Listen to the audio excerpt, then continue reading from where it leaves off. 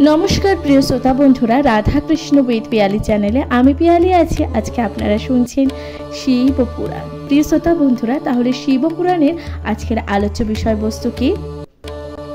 प्रिय श्रोता बंधुरा शिव पुराणेर आजके आलोच्य विषयबस्तु प्रथम संहिता ज्ञान संहिता, जेखाने बला हच्छे 46तम अध्याय।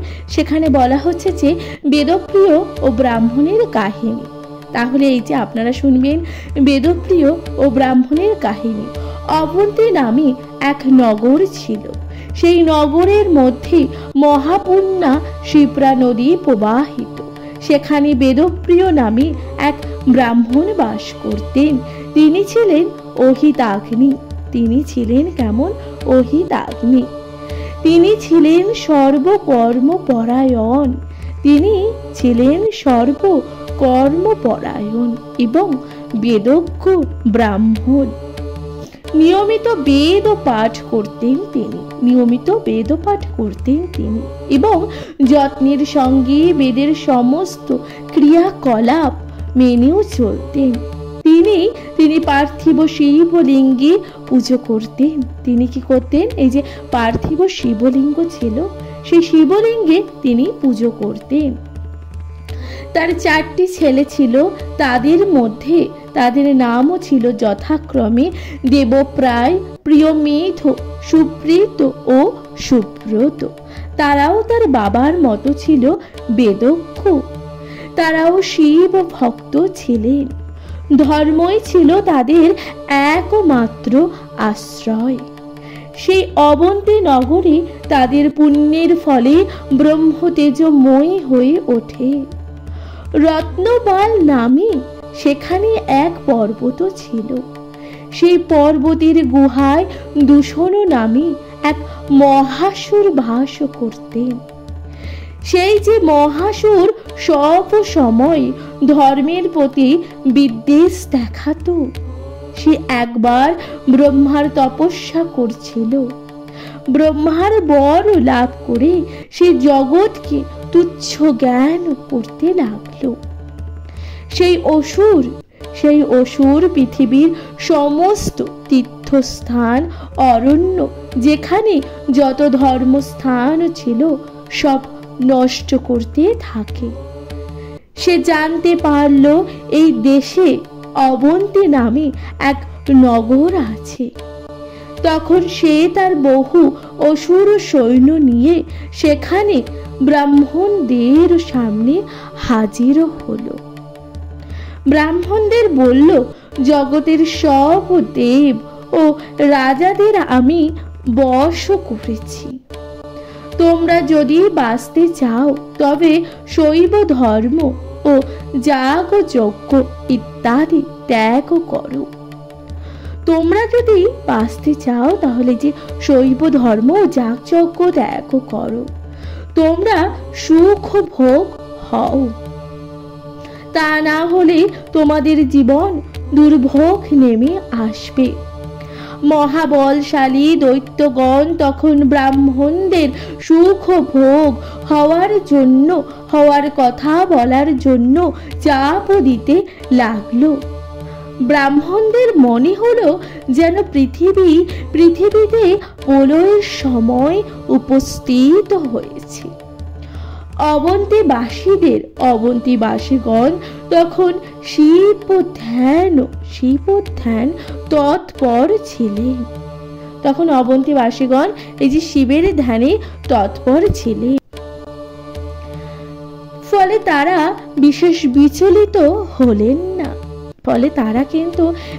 বিশেষভাবে বিচলিত হলেন না। তারা এটাই ভাবলেন যে এই সব কিছুই দৈত্যগণ মহাদেবের কাছে অত্যন্ত তুচ্ছ। এমন সময় সারা অবন্তী নগরে দৈত্যগণ ঘিরে ধরল। তখন অবন্তীবাসী ব্রাহ্মণদের কাছে বলল, দুষ্ট দৈত্যরা অবন্তীতে হাজির হয়েছে। তখন ব্রাহ্মণদের বলল যে দুষ্ট দৈত্যরা অবন্তীতে হাজির হয়েছে। তারা গোটা অবন্তী নগর ঘিরে ফেলেছে। তারা তখন কি করেছে? এই যে গোটা অবন্তী নগর ঘিরে ফেলেছে। বহু মানুষকে হত্যা করেছে, বহু মানুষকে তারা হত্যা করেছে। এখন আমাদের কি করা উচিত? অবন্তীবাসীদের কথা শুনে ব্রাহ্মণেরা বলল, অবন্তীবাসীদের এই কথা শুনে ব্রাহ্মণেরা তখন বলল যে, শোনো, শত্রুদের মতন ভয়ানক শক্তি বা অস্ত্র শস্ত্র আমাদের নেই যে ওদের আমরা পরাস্ত করব। তবে আমাদের ভরসা এই যে মহাদেব আমাদের রক্ষা করেন। সুতরাং শিবই আমাদের রক্ষা করবেন। ব্রাহ্মণগণ এবং অবন্তীবাসী সবাই শিবের ধ্যান ও পূজা করতে লাগলেন। তখন তারা পুরক ও কুম্ভক ও রেচক রূপ প্রণয়ন করতে থাকলেন। দূষণ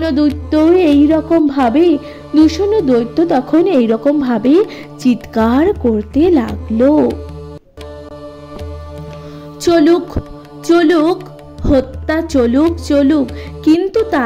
কিন্তু তারা শিবের ধ্যান এতটাই আত্মমগ্ন ছিলেন যে তারা এই কথা শুনতে পেলেন না।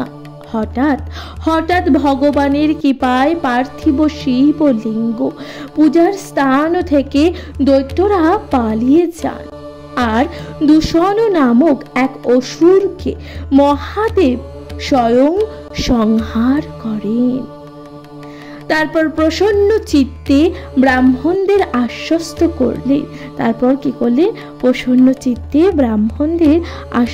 করলেন। ব্রাহ্মণগণ শিবকে বললেন, আমাদের মুক্তি দিন। মানুষের মঙ্গলের জন্য আপনাকে এখানেই থাকতে হবে। শিব তাদের মুক্তি দিলেন।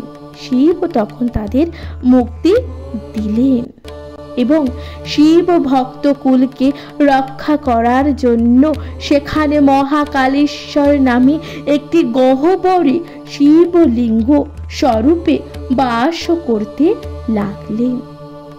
তখন সুত বললেন, তখন সুত বললেন, হে ঋষিগণ, এই যে মহাকালেশ্বর শিবলিঙ্গ, যিনি দর্শন করে তার আর কখনো দুঃখ হয় না। যে মহাকালেশ্বরের সেবা করে থাকে সেও খুব ভালো ফল লাভ করে। এক সময় তখন স্বয়ং ভগবান নারদ গোকর্ণ শিবের কাছে গেলেন।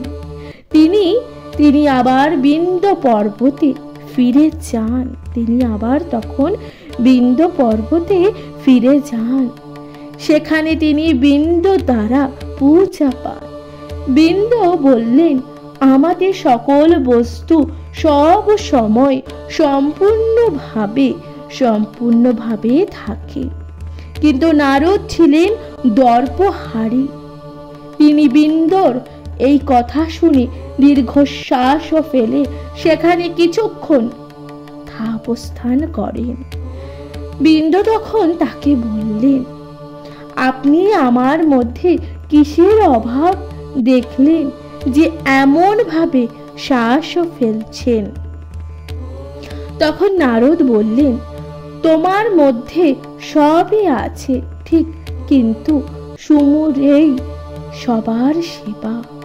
কারণ সুমেরু শিখরে দেবগণ বাস করে, কিন্তু তোমরা এখানে তা থাকে না।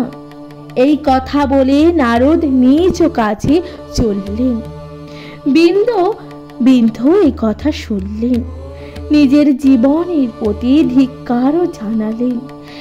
এরপর ভক্তি ভরে বিশ্বেশ্বর শিবের আরাধনা তিনি করলেন। তিনি মনে মনে বললেন যে তিনি সুমেরুকে জয় করবেন। এরপর তিনি যেখানে সেখানে ওঙ্কার যন্ত্রে পার্থিব শিব মূর্তি নির্মাণ করেন। তারপর 6 মাস একই রকম ভাবে শিবের আরাধনা করতে থাকে। তারপর কি করেন, এই যে 6টি মাস একই রকম ভাবে শিবের আরাধনা করতে থাকেন। এখানে একটি সুন্দর শ্লোক আছে, যেখানে আপনারা শুনবেন সুন্দর শ্লোক। এই শ্লোকে বলা হচ্ছে যে আরাধ্যাশ্চ তদা শম্ভুর সরায়ন্তন সঞ্চম নিরন্তরম ন চচাল তথা স্থানাঞ্চি বদ্ধাম পরাই অন। মহাদেব বিন্দুর ওপর সন্তুষ্ট হলেন। যোগীরা ভগবান শিবের যে রকম রূপ আশা করেন, সেই বেদ নির্মিত, সেই বেদ বর্ণিত রূপ তিনি বিন্দুকে দেখালেন। তিনি সন্তুষ্ট হয়ে বিন্দুকে বললেন, আমার কাছে তোমার কি প্রার্থনা তা তুমি বলো। হে দেবেশ, যদি আমার প্রতি তোমার কৃপা হয়, যদি আমার প্রতি তোমার কৃপা হয়ে থাকে, তাহলে আমায় নিজের ইচ্ছা মতো আমায় বেড়ে ওঠার শক্তি দিন। বললেন তখন বিন্ধু। শিব বললেন, বেশ তাই হবে। শিব তখন কি বললেন, বেশ তাই হবে। কিন্তু তিনি বুঝলেন যে এমন বর দান করা উচিত নয়, কারণ এই বর দান অশুভ। এর ফলে অনেক ক্ষতি হতে পারে। দেব ঋষিগণ ভগবান শিবকে পুজো করলেন। তারা শিবকে তখন বললেন যে ওই জায়গায় আপনাকে থাকতে হবে।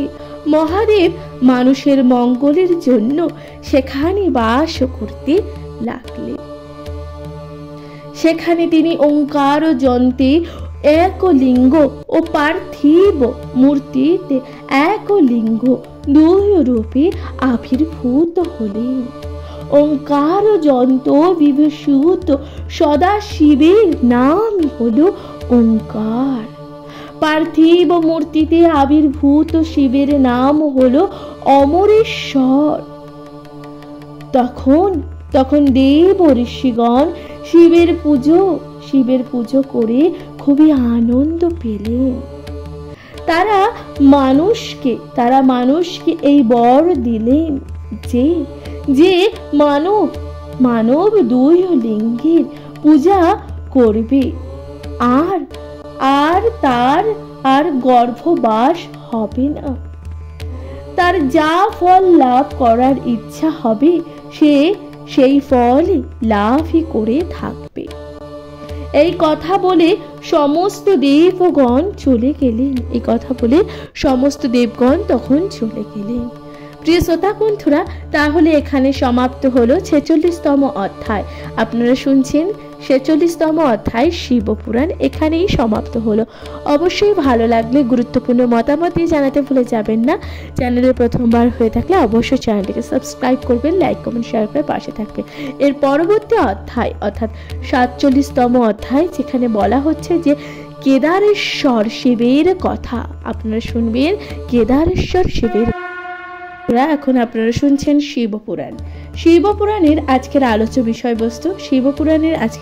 বিষয়বস্তু হচ্ছে 47তম অধ্যায়, যেখানে বলা হচ্ছে যে কেদারেশ্বর শিবের কথা। বহু আগে ব্রহ্মার থেকে স্বাভাবিক নিয়মে মনুর উদ্ভব ঘটে। প্রিয়ব্রত নামে তার এক অতি তেজস্বী পুত্র ছিল। তার 7টি ছেলে ছিল। তিনি স্বয়ং ছেলেদের থাকার জন্য সুমেরু পর্বতের চারিদিকে বারবার রথে করে ভ্রমণ করেন। এরপর 7টি দ্বীপ তৈরি করেন। সেই সময় রথ চক্র ঘর্ষণ বশত যে গর্ত তৈরি হয়েছিল তা সপ্ত সমুদ্র নামে খ্যাত ছিল। সেই মহাত্মা এইভাবে সপ্তদীপ্ত দ্বীপ সৃষ্টি করে এক একটি ছেলেকে এক একটি দ্বীপের অধিকার দিলেন। প্রিয়ব্রত বড় ছেলে ও গৃদ্ধ, তিনি জম্বুদ্বীপে সুখে রাজত্ব করতেন। তারপর তার ছেলে লোকনন্দন নাভি বাবার নির্দেশে তিনিও রাজার মতন রাজ্য পরিচালনা করেন। নাভির ছেলে ছিল বলেন তার নাম ছিল ঋষভ ও অন্যান্যরা। ঋষভের 100 ছেলে, তাদের মধ্যে ভরতই ছিলেন সর্বশ্রেষ্ঠ। ভরতের 9 জন ছেলে ছিল, সেই 9 জনই অত্যন্ত বৈরাগী ছিলেন, সেই জন্য তারা মনোযোগী হন। রাজা জনক এই মহাযোগীদের কাছ থেকে সমস্ত জ্ঞান ও উপদেশও পান। অন্য এক ছেলে ক্ষত্রিয়দের মতো আচরণ করতেন। তিনি কি করেছিলেন? অন্য এক ছেলে ক্ষত্রিয়দের মতন তিনি আচরণ করতেন। তিনি সুখে প্রজা পালন করে মোক্ষ লাভ করেন। ঋষভ বাকি 9 ছেলের মঙ্গলের জন্য জম্বুদ্বীপকে 9 খণ্ডে বিভক্ত করেন। তার মধ্যে ভরতকে করেন দেবখণ্ডের অধিপতি। তার নাম অনুসারে এই খণ্ডের নাম হয়েছে ভারত। এই ভারত খণ্ডই হলো সর্বশ্রেষ্ঠ খণ্ড। ভারত খণ্ডই হলো সবচেয়ে শ্রেষ্ঠ খণ্ড। দেবতাগণ সৎ কর্ম গ্রহণ করে এই ভারত ভূমিতে জন্মানোর ইচ্ছা প্রকাশ করেন। ভগবান বিষ্ণু লোকের মঙ্গলের জন্য যে জায়গা যে রূপে ধরে জন্মগ্রহণ করে তা মহান কীর্তি হিসাবে গণ্য। এই কথা বলা হয়েছে। তাহলে এবার আপনারা শুনছেন যে কেদারেশ্বর মন্দিরের আখ্যান, যেখানে বলা হচ্ছে যে তার মধ্যে বদ্রিকাশ্রয়ে ভগবান শ্রী বিষ্ণু নরনারায়ণ হিসাবে অবস্থান করে মানুষের মঙ্গলের জন্য সব সময় তপস্যা করেছেন। ওই বদ্রিকাশ্রয়ে কেদার নামে হিমালয়ের এক শৃঙ্গ আছে। ভগবান শিব ভক্তদের প্রার্থনা ও পুজোর সময় পার্থিব লিঙ্গ রূপে অভিভূত হয়ে সেখানে আছেন। তিনি তাদের পুজোয় প্রসন্ন হন এবং বলেন, জগতে আপনাদের তপস্যা কোনো প্রয়োজন দেখেছি না। এখানে একটি সুন্দর শ্লোক আছে যেখানে বলা হচ্ছে যে অপ্রাক্ত কৌম শ্রেষ্ঠ চ কিং ও কার্যং ভাত পুন তথাপি পূজিত চা হং প্রসন্ন প্রিয়তা মৃতি। আপনারা পূর্ণ কাম, আপনারাই শ্রেষ্ঠ ও পুজো পাওয়ার যোগ্য, তবুও আপনারা আমার পুজো করছেন, এতে আমি অত্যন্ত খুশি হয়েছি। আপনারা কি বর চান বলুন। ভগবান শিবের এই কথা শুনে স্বয়ং নারায়ণ বললেন, হে দেব শঙ্কর, আপনি যদি প্রসন্ন হন এবং বরদান করার ইচ্ছা করেন, তাহলে এই যে পুজোর জন্য নিজ জ্যোতির্মূর্তিতে এই জায়গায় থাকুন। তার এই প্রার্থনা ভগবান শঙ্কর হিমালয়ের সেই শৃঙ্গে স্বয়ং জ্যোতির্মূর্তিতে অবস্থান করতে লাগলেন। সেই শিবই হলেন ত্রিপাদহারী। ফলে নরনারায়ণ ঋষি তার পূজা করতে লাগলেন। এইভাবে ভগবান শম্ভু মানুষ ও তার ভক্তদের উপকারের জন্য আত্মদর্শন দেওয়ার ইচ্ছায় কেদারেশ্বর নামে সেখানে আবির্ভূত হয়ে অবস্থান করেন। দেব ও সনাতন ঋষিগণ বদ্রিকাশ্রয়ে এলেন। তারা শঙ্করের পূজা করেন। বদ্রিকাশ্রয়বাসী ঋষিগণ প্রতিদিন শিব ও শঙ্করকে পুজো করেন এবং নিজেদের পবিত্র বলে মনে করেন। তারা কি বলেছিল? কেদারনাথের এই মহিমা, যে ব্যক্তি কেদারেশ্বরকে ভক্তি ভরে পুজো করে কখনো স্বপ্নেও সে দুঃখ ভোগ করে না। যে বৈষ্ণব হরির রূপ অঙ্কিত সেখানকার বলয়টিকে হাতে ধারণ করেন তিনি হরিমূর্তি হন।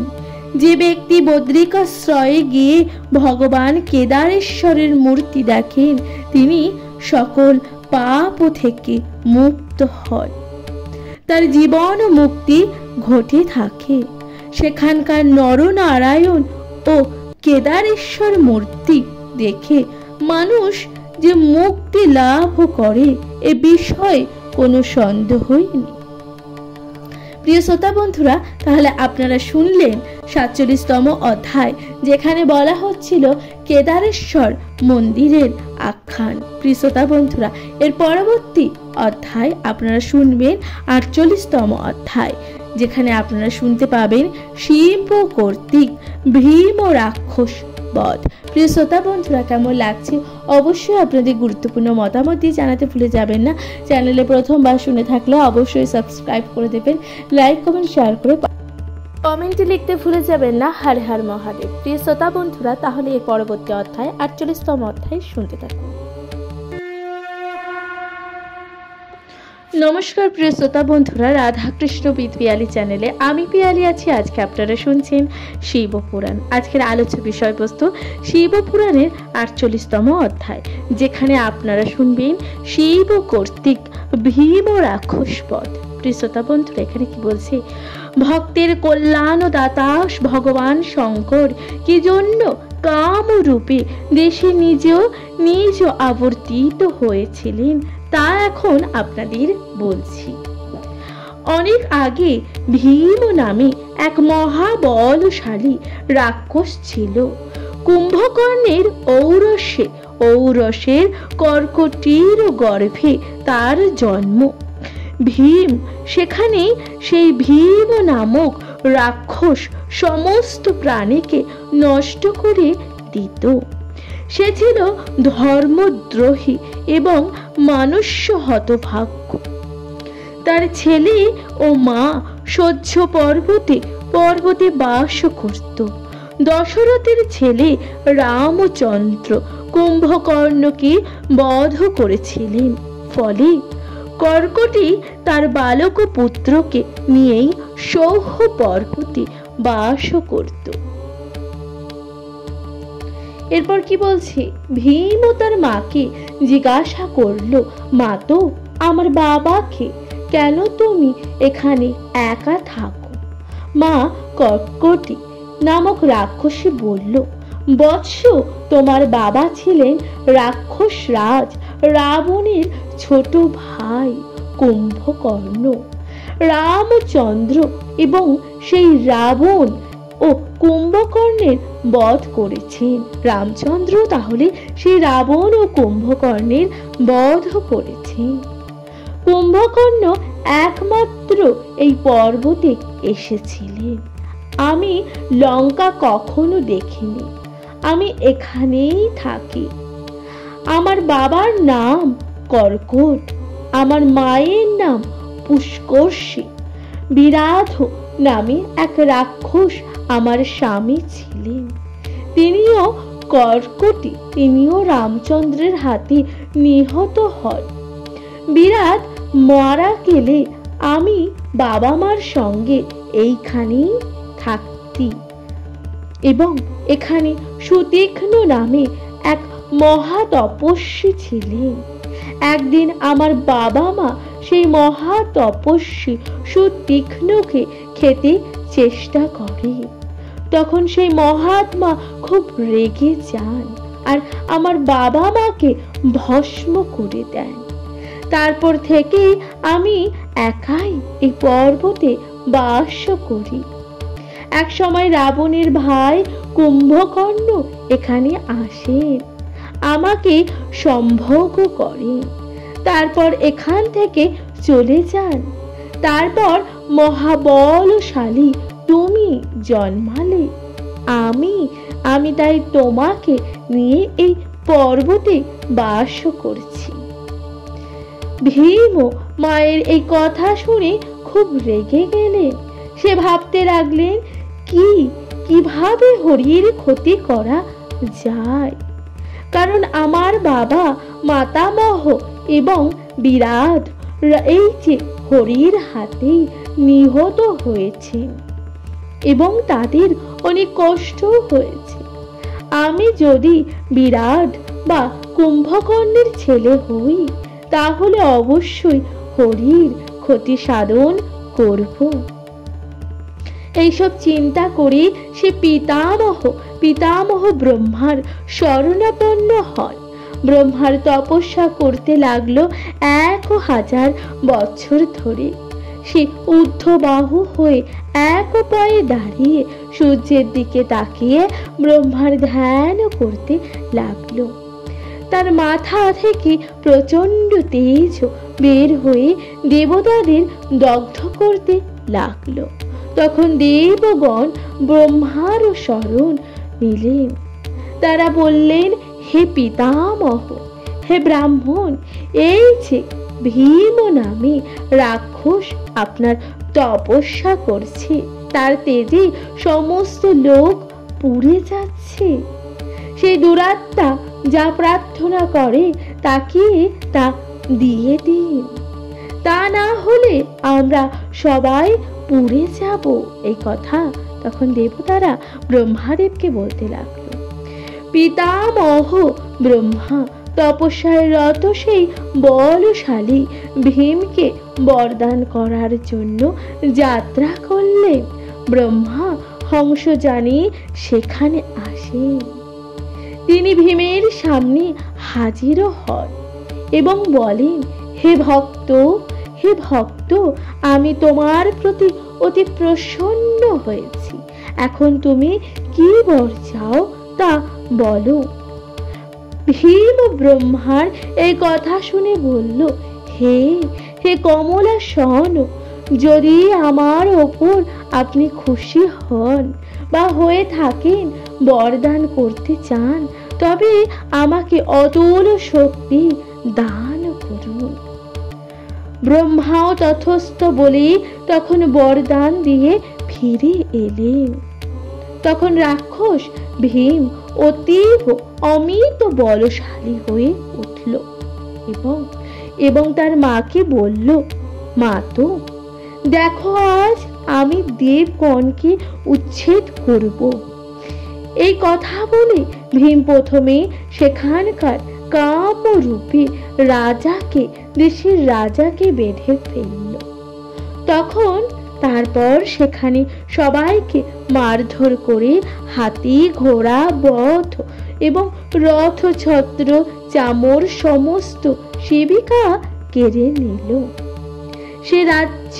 সে রাজ্য তখন সেই ভীম ও রাক্ষস কেড়ে নিল।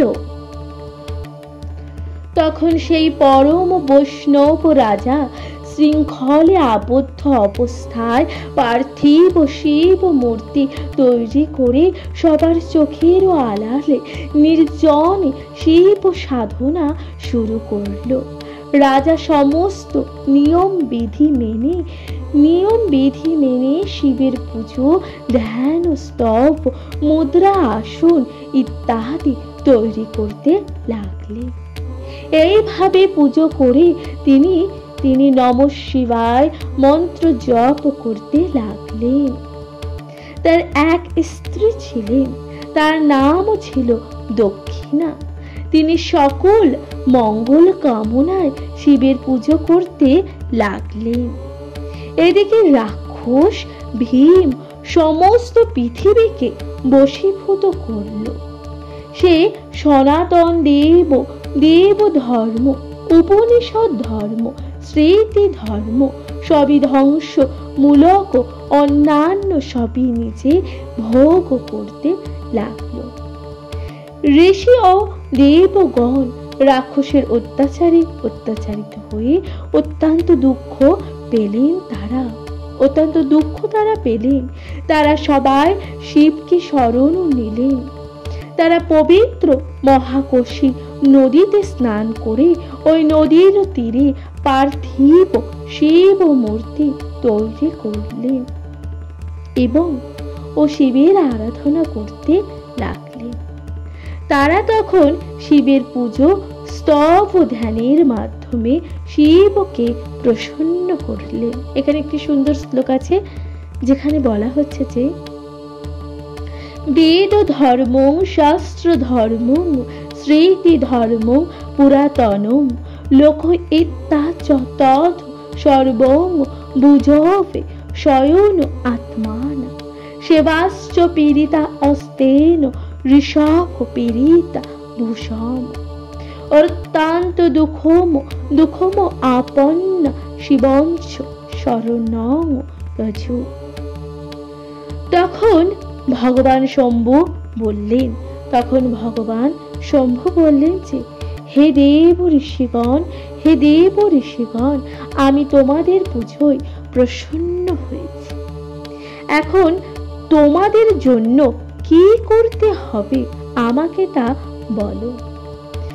দেবতা ও ঋষিগণ বলেন হে দেব আপনি সবই জানেন, আপনার অজানা কিছুই তো নেই, তবু আমরা বলছি। হে সদাশিব, ভীম নামে এক রাক্ষস রাজা দেবতা ঋষিগণকে খুবই উৎপীড়ন করছে। আপনি যদি দয়া করে সেই রাক্ষসকে বধ করেন তাহলে পৃথিবীর মঙ্গল হয়। এই কথা শুনে তথাস্তু বলে শিব তাদের আশ্বস্ত করেন। তিনি বলেন হে দেবগণ তোমাদের যেমন সে উৎপীড়ন করছে তেমনি আমার পরম ভক্ত কামরূপেশ্বরকেও অত্যন্ত কষ্ট দিচ্ছে।